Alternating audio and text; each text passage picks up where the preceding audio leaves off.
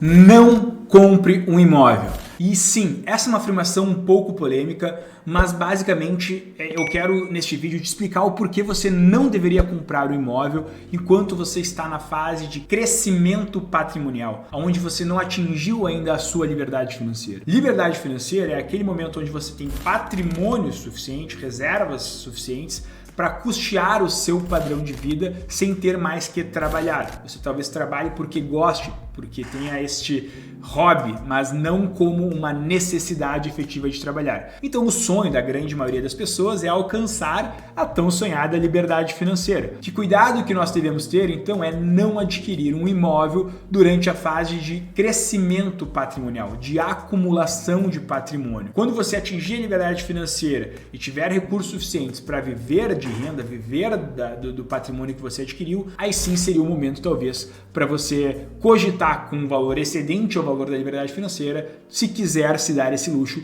adquirir um apartamento. E você, corretor de imóveis, dono de uma imobiliária, ligado ao setor imobiliário, não me critique ainda, espere até o final do vídeo que eu vou justificar o porquê eu entendo que as pessoas não deveriam comprar um imóvel. Eu sei que é uma opinião um tanto quanto polêmica. Mas por que existe tanto essa ideia, basicamente, de temos que comprar um imóvel, temos que ter um imóvel próprio? A indústria imobiliária, que vai desde quem constrói, quem incorpora, até as imobiliárias propriamente ditas, te estimulam a fazer esse processo porque, obviamente, é muito rentável para eles fazer isso. Mas tem um outro agente que estimula muito o setor imobiliário, que é o governo.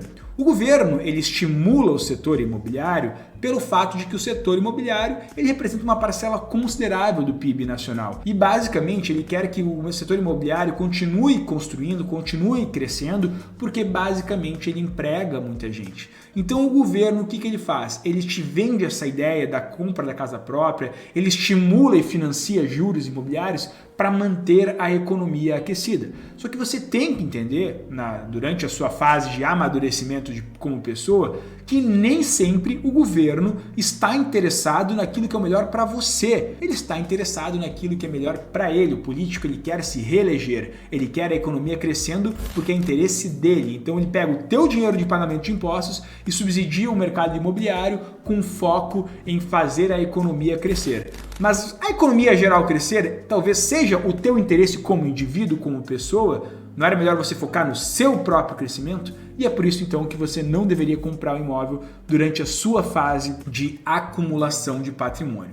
Além disso, também a mídia gosta de vender bastante a ideia da propaganda de margarina, uma casa grande, com jardim, os dois filhos tomando café da manhã e ao mesmo tempo passa lá o cachorro golden e a margarina e aquela questão toda da casa própria, da família perfeita. Peraí, gente, vamos parar para pensar. O quanto que isso de fato é assim na realidade? O quantos daqueles cafés da manhã acontecem efetivamente uma vez por semana? Seja mais crítico em relação às informações que você obtém de governo, de mídia, de instituições. Até mesmo esse vídeo, faça a sua própria análise, né? Seja uma pessoa crítica, conte com pessoas que te ajudem a analisar as questões com base em dados de forma racional. Então, feito esse disclaimer todo, eu vou entrar aqui então basicamente na justificativa pela qual você deveria então pensar na questão da aquisição do imóvel somente após a conquista da liberdade financeira com valores excedentes. Antes da gente começar, por favor, se inscreva aqui no canal, ative o sininho, toda segunda e quarta e sexta um vídeo novo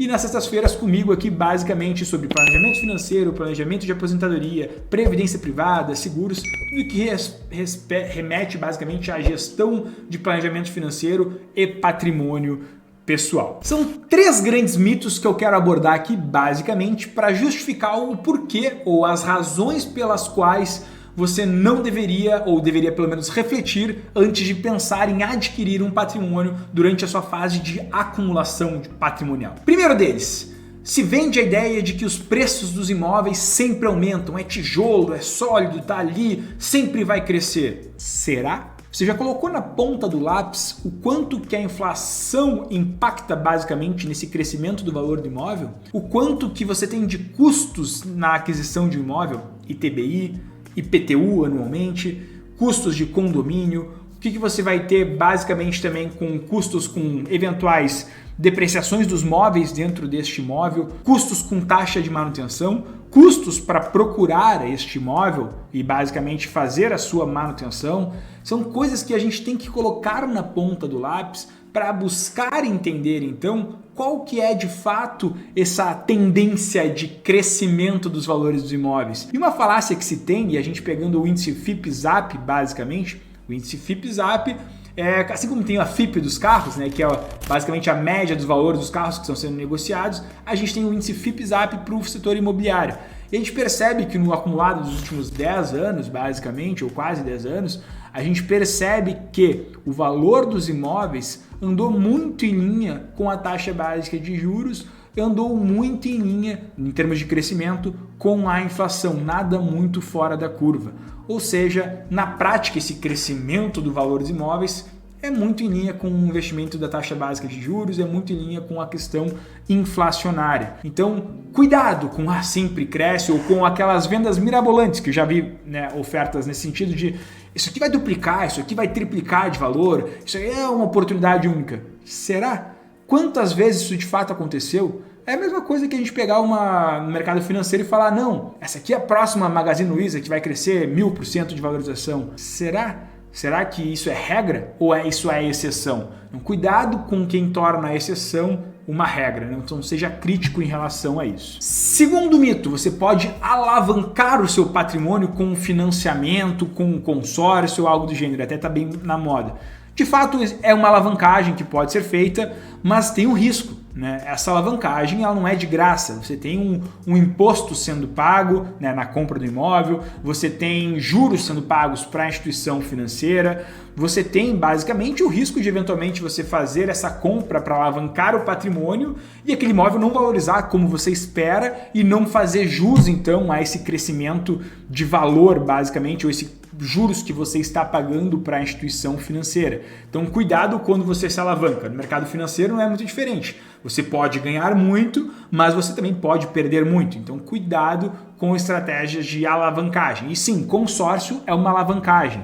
Financiamento imobiliário é uma alavancagem. Você está pegando um empréstimo, basicamente, onde você vai comprar algo com dinheiro que não é seu. Tem bastante risco e você pode perder, inclusive, o imóvel, caso não consiga dar conta destes pagamentos. Item 3. Aluguel é sempre dinheiro jogado fora. Será mesmo? Você já parou para calcular e analisar também o custo de oportunidade no processo que você teria de aquisição de um imóvel? Vamos pegar um exemplo. Segundo a FIPE-ZAP, um imóvel de R$1 milhão hoje no Brasil é alugado em média por 0,4% do valor do imóvel. Ou seja, um apartamento de R$1 milhão é alugado em média, um imóvel de R$1 milhão é alugado em média por 4 mil. Obviamente, você, dependendo da localidade, você consegue alugar por bem menos. Já até vi casos de 0,25, 0,3, né, ou 2.500, 3 mil, mas também já vi casos um pouco mais, 0,45, né, 4.500. Varia muito do imóvel, da localização, mas em média entre 0,35, né, 3.500 a 4 mil é o valor de aluguel de um imóvel de R$1 milhão no Brasil. Em qualquer localidade é nessa faixa que acaba oscilando. Se a gente pegar o histórico da taxa Selic, o histórico do rendimento então do CDI desde janeiro de 2000 até hoje, em termos, se a gente traçasse uma média, a taxa Selic, o CDI médio, teria sido de 11% ao ano. Houveram momentos que foram para 18%, 19%, houveram momentos que foram para 2%, como na pandemia. Mas na média teria sido 11%. 11%, vamos arredondar, aí mais ou menos daria um retorno de uns 0,85% ao mês, 0,8% ao mês. 1 milhão investidos e 0,85 de retorno, a gente está falando aí de mais ou menos uns 8.500, 8 mil reais de recebimentos por mês. Se a gente tirar o imposto, que geralmente esse tipo de investimento, um bem conservador, como o Tesouro Selic, ele vai ter a tributação, né? Então vamos tirar 15% de imposto, a gente chega então num valor líquido, basicamente, de 7 mil reais, mais ou menos, líquido por mês. Bom, 7 mil reais líquido por mês. Eu pego 4, alugo um imóvel de 1 milhão e 3 eu reinvisto. Ou seja, eu consigo fazer com que a compra de um imóvel não faça tanto a pena pelo custo de oportunidade que eu teria de pegar esses 3 mil reais e investir, de forma mais inteligente e continuar fazendo meu patrimônio crescer do que eu desembolsar 1 milhão no imóvel e aquilo lá não me gerar renda nenhuma. Pelo contrário, eu perdi o meu ativo e capacidade de reinvestimento e de geração de novas receitas. Nesse sentido, então, o custo de oportunidade acaba sendo muito ruim. Mas imóveis é um investimento, que nem eu falei antes, imóvel é tijolo, imóvel é basicamente um ativo que eu vejo, que é sólido, tá ali e a vida inteira a gente fez isso e sempre deu certo. A maior parte das pessoas que me falam essa frase, quando eu começo a perguntar, você já fez o cálculo dos custos que você teve até aqui com IPTU, com condomínio, com basicamente manutenção deste imóvel e com o custo de inflação ao longo desse processo? Ou seja, você já discriminou todo o custo de oportunidade que você teve nesse processo? A grande maioria das pessoas não. E aquelas que fizeram isso, quando eu provoquei, elas me responderam, verdade, tive um empate técnico ou perdi para a inflação. Então, cuidado. A maior parte das pessoas que faz isso é uma pessoa que basicamente não tem uma disciplina. A gente tem que entender também, conforme essa imagem que vocês estão vendo aqui na tela, que o brasileiro, em média, investe na poupança, né? A gente tem mais de R$1 trilhão na poupança. Gente, a poupança é um investimento que da década de 90 para trás. Hoje em dia existem mais alternativas, existem opções muito melhores, muito mais conservadoras, inclusive. Então desconsiderem comparar investimentos com poupança, investimentos com retorno até mesmo de 100% do CDI. Se consegue algo mais interessante com um risco bem controlado, né? Então, muitas vezes quando se vende essa ideia, o tio do terreno, que nem falam bastante, que fica lá te estimulando a comprar terreno, ele botou na ponta do lápis a questão inflacionária, ele botou na ponta do lápis o custo com o IPTU, custo com manutenção desse imóvel, custo com ITBI para quem queria esse imóvel? Muitas vezes não.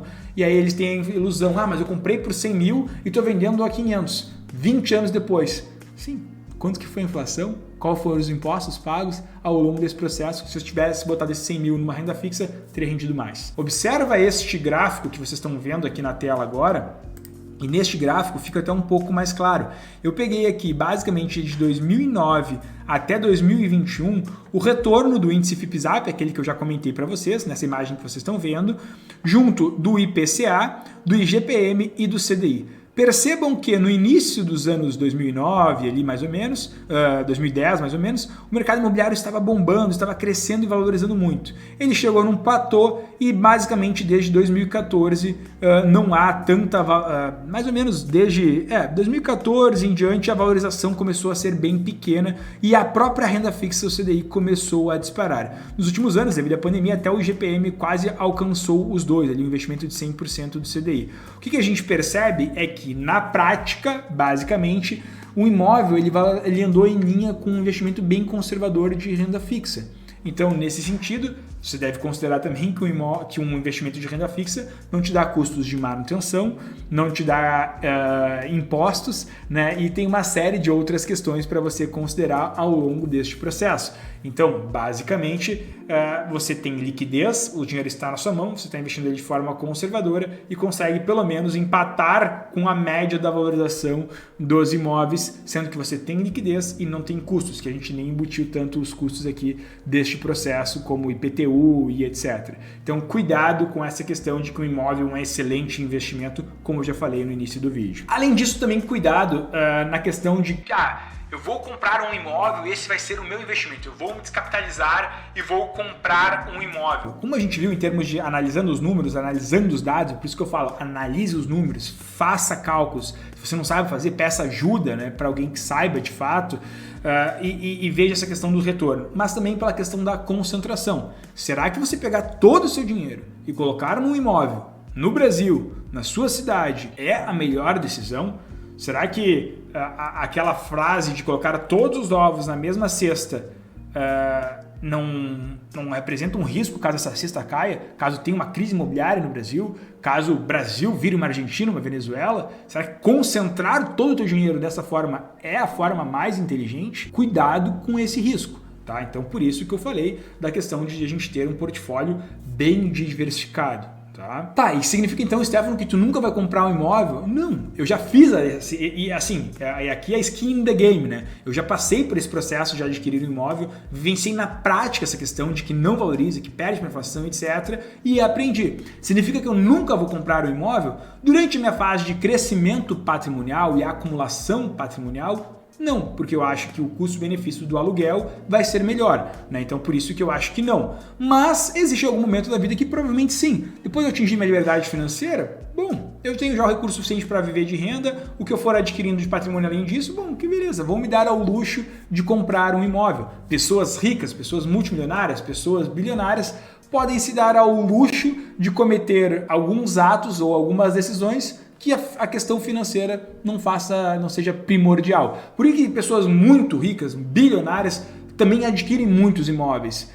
Basicamente pelo fato de que ela já tem tanto investimento financeiro, ela já tem tanta questão de liquidez ou de diversificação patrimonial, que ela pode se dar o luxo de adquirir bastante imóvel também para fins de diversificação. Entenda que o contexto importante, como eu falei, é analisar retorno, né? Mas também analisar a questão patrimonial. Lógico que nem toda decisão é financeira, você tem que estar confortável consigo mesmo, e se você adquirir ou decidir por adquirir um imóvel, eu peço que você reflita sobre 5 tópicos basicamente. Primeira questão, eu vou viver aqui por mais de 10 anos? Quando você decidiu por adquirir um imóvel, é importante que você fique um prazo razoável nesse imóvel, pelo fato de que, basicamente, você vai ter uma série de custos de móveis, de implementação, de ITBI, de aquisição desse imóvel, né? Basicamente. Se você ficar um período inferior a 10 anos, toda vez que você troca de imóvel e tem esse custo com móveis e etc., você está basicamente se sabotando financeiramente. Então, quando você decidir pela aquisição, considere se você vai estar ali nos próximos 10 anos, porque também a sua vida muda. Eu estou na fase mais ou menos de vida que a gente pretende ter filhos. Poxa, será que o imóvel que eu vou adquirir hoje comporta, né, esses próximos 10 anos com a questão dos meus filhos? Ou não, eu não quero ter filhos, mas eu pretendo me mudar, eu pretendo mudar de carreira. Será que faz sentido eu comprar esse imóvel? Será que o custo de oportunidade nesse processo não é muito grande? Então, essa é a primeira reflexão. Segunda reflexão, o custo de aquisição deste imóvel vai ser menos de 30% da minha renda mensal. Eu não posso comprometer mais de 30% da minha renda mensal com custos de moradia, senão eu vou sabotar o meu planejamento de aposentadoria, o meu planejamento de qualidade de vida de viagens, o meu planejamento de adquirir e ter uma vida legal no meu cotidiano. Então assim, o custo imobiliário, o custo de morar, ele deve ser até 30% da sua renda, né, dentro do possível, né, sendo que você deve buscar limitar a esse custo. Então, essa é uma questão também super importante que você deve refletir. 3. Eu tenho valor suficiente para dar uma entrada no apartamento sem abrir mão da minha reserva financeira? Então também essa é uma reflexão bem importante que deva ser feita, no sentido de eu vou dar a entrada no apartamento e vou ficar sem nada de reserva de emergência? E se acontecer alguma coisa, se acontecer algum imprevisto, se eu for demitido, se eu perder meu emprego, se eu tomar um processo, como é que fica meu patrimônio, né? Então cuidado. Tem uma reserva de emergência em paralelo ao valor de entrada que você vai dar. 4. Eu estou ok caso tenha um boom imobiliário, uma bolha imobiliária e o preço da minha casa, do meu apartamento despenque, ou eu não consiga de fato ter liquidez para vender ele, não ter nenhum interessado. Existem momentos que pode acontecer uma situação como essa, quando uma bolha estoura lá em 2008 nos Estados Unidos, o preço das casas desmoronou, ninguém queria comprar casa nos Estados Unidos. Será que, se acontecesse uma situação como essa, a partir do momento que eu adquirir um imóvel, vai estar tudo bem? Eu vou estar confortável neste cenário? Então, também é uma reflexão que deve ser feita. E 5º, mas não menos importante, eu estou ansioso pela compra desse imóvel? Estou comprando esse imóvel porque eu quero ou porque eu estou sendo pressionado por alguém, por amigos que estão me dizendo, e família, que você tem que comprar imóvel, senão você é um fracasso, algo do gênero?